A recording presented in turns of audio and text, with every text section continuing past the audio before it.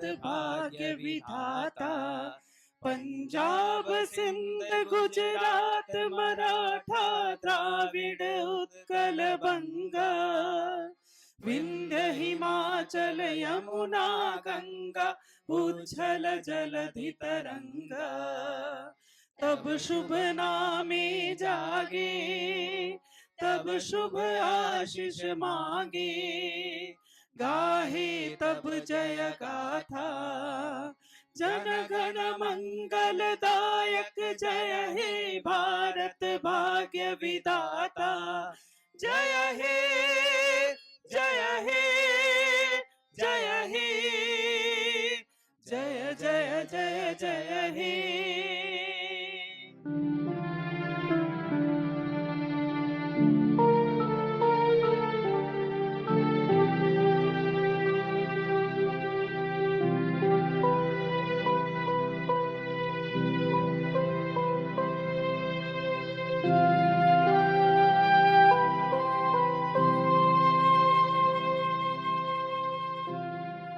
गणतंत्र दिवस के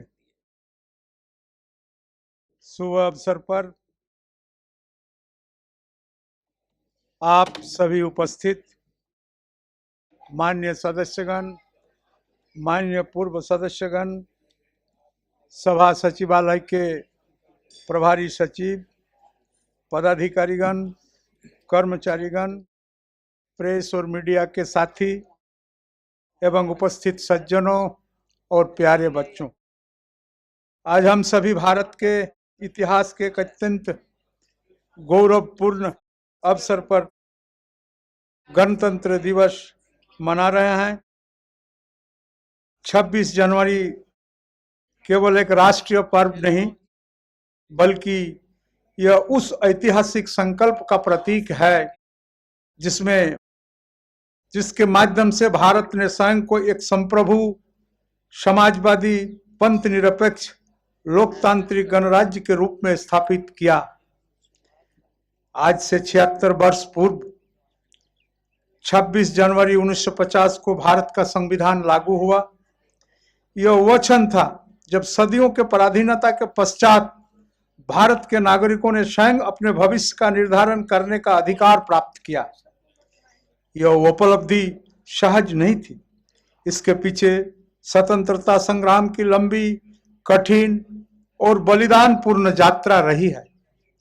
हमारे स्वतंत्रता सेनानियों ने केवल राजनीतिक स्वतंत्रता का स्वप्न नहीं देखा था, बल्कि उन्होंने एक ऐसे भारत का कल्पना की थी जो न्याय, स्वतंत्रता, समानता और बंधुत्व के मूल्यों पर आधारित हो। इन्हीं आदर्शों को हमारे संविधान निर्माताओं ने संविधान की प्रस्तावना और प्रत्येक धारा में समाहित किया। भारतीय लोकतंत्र की विशेषता यह है कि यह किसी एक विचारधारा या एक वर्ग तक सीमित नहीं है। भारत की लोकतांत्रिक परंपराएं अत्यंत प्राचीन है।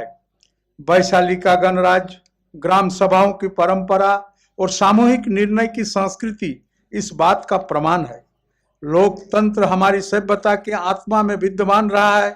संविधान सभा में इन्हीं परंपराओं को आधुनिक संवैधानिक ढांचे में रूपांतरित किया। संविधान निर्माण की प्रक्रिया स्वयं में एक अद्वितीय उदाहरण है। विभिन्न मतों, व्यापक विचार विमर्श और गहन बहसों के बाद सहमति के आधार पर यह संविधान तैयार किया गया। यह न केवल एक विधिक दस्तावेज है, बल्कि एक सामाजिक अनुबंध है जो देश की विविधता को एक सूत्र में बांधता है। बाबा साहेब डॉक्टर भीमराव अंबेडकर ने संविधान सभा में अपने अंतिम भाषण में चेतावनी दी थी कि 26 जनवरी 1950 के बाद भारत राजनीतिक रूप से समानता को अपनाएगा, परंतु सामाजिक और आर्थिक जीवन में असमानताएं बनी रहेगी। आज भी यह विचार हमें आत्ममंथन करने के लिए प्रेरित करता है। झारखंड की धरती स्वतंत्रता संग्राम में अपने विशिष्ट योगदान के लिए जानी जाती है। बाबा तिलका माझी, सिदो कानो, चांद भैरव, फूलो झानो, नीलांबर पीताम्बर, बुद्धू भगत, विश्वनाथ सहदेव, गणपत राय, शेख भिखारी और धरती आबा बिरसा मुंडा जैसे वीरों ने विदेशी शासन के खिलाफ संघर्ष करते हुए स्वाभिमान, न्याय और आत्मसम्मान की अलग जगाई। स्वतंत्रता के पश्चात भारत ने अनेक चुनौतियों का सामना किया, जैसे देश विभाजन की पीड़ा, गरीबी, अशिक्षा, सामाजिक विषमता और सीमित संसाधन। इसके बावजूद संविधान के मार्गदर्शन में लोकतांत्रिक संस्थाओं को मजबूत किया और विकास की दिशा में निरंतर प्रगति की। आज भारत विश्व के प्रमुख राष्ट्र में अपनी सशक्त उपस्थिति दर्ज करा चुका है।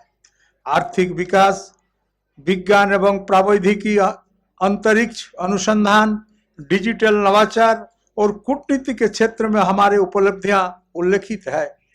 परंतु हमें यह स्मरण रखना होगा कि विकास की सार्थकता तभी है जब यह लाभ समाज के प्रत्येक वर्ग तक पहुंचे।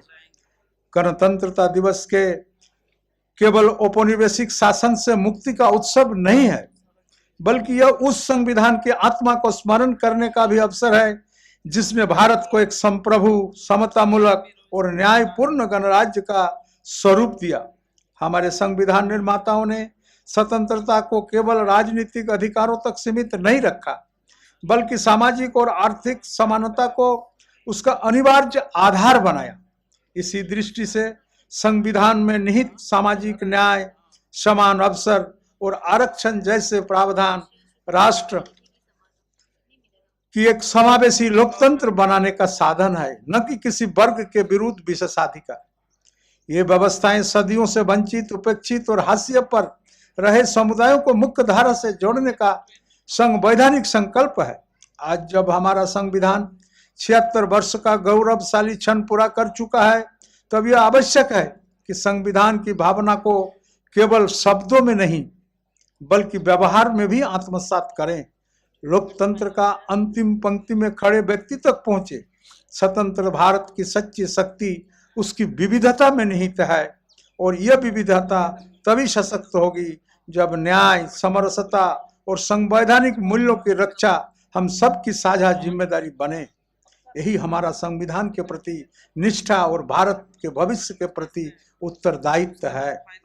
हमें उन पुरखों के प्रति भी कृतज्ञ होना चाहिए जिन्होंने ऐतिहासिक मतभेदों की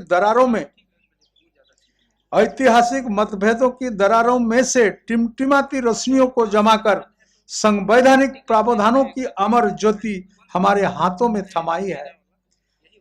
इन्हीं शब्दों के साथ मैं आप सभी को गणतंत्र दिवस की हार्दिक शुभकामनाएं देता हूं। जय हिंद, जय झारखंड। आप सबों को जोहार।